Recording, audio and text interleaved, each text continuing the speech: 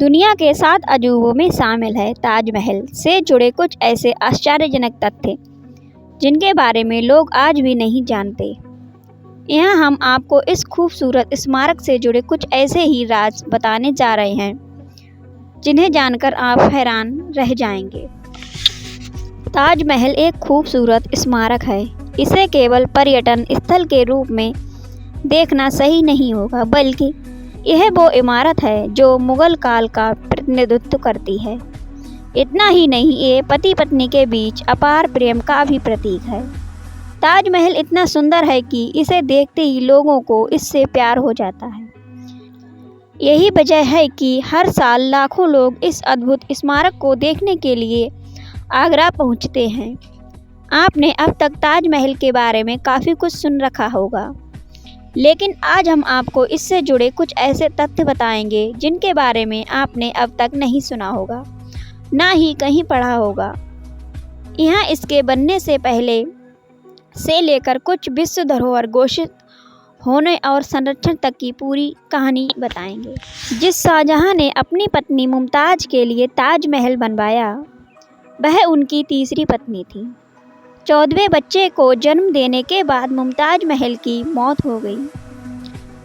बताते हैं कि अपनी बीवी की मौत के बाद शाहजहां इतने टूट गए थे कि कुछ ही दिनों में उनके बाल और दाढ़ी सफ़ेद हो गई थी। इसके बाद उन्होंने ताजमहल का निर्माण कराया, जिसे दुनिया का अजूबा कहा जाता है। हम सब अब तक यही नहीं जानते कि यहाँ मुमताज़ का मकबरा है, लेकिन सच तो यह है कि यहाँ पर शाहजहां का भी मकबरा बना हुआ है। हालांकि आज भी ताजमहल को मुमताज़ के मकबरे के रूप में ही जाना जाता है।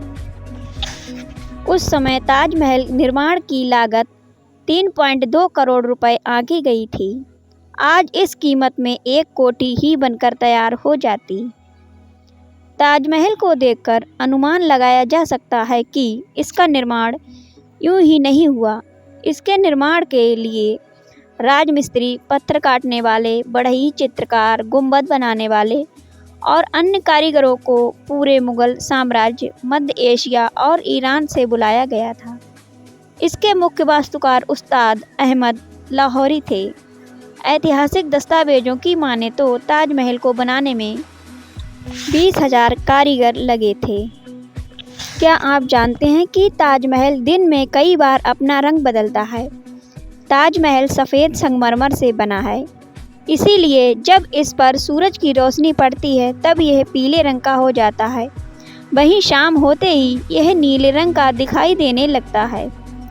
इस तथ्य के बारे में आज तक कोई नहीं जानता कि मुमताज़ की मृत्यु आगरा में नहीं बल्कि बुरहानपुर में हुई थी। इसीलिए ताजमहल आगरा में नहीं बल्कि बुरहानपुर में बनना चाहिए था। बताते हैं कि इससे पहले मकबरे के स्थल के रूप में बुरहानपुर को ही चुना गया था, लेकिन स्मारक के निर्माण के लिए यह जगह संगमरमर की आपूर्ति करने में सक्षम नहीं थी। इसीलिए मुमताज़ के अवशेषों को आगरा ले जाया गया और वहीं पर ताजमहल का निर्माण शुरू किया गया।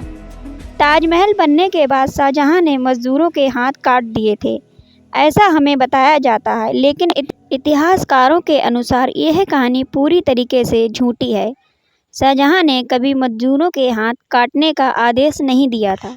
तो दोस्तों, ताजमहल से जुड़ी ये अनोखी जानकारी आपको कैसी लगी? वीडियो अच्छी लगी हो तो वीडियो को लाइक करें और अपने दोस्तों के साथ शेयर करें। Thanks for watching.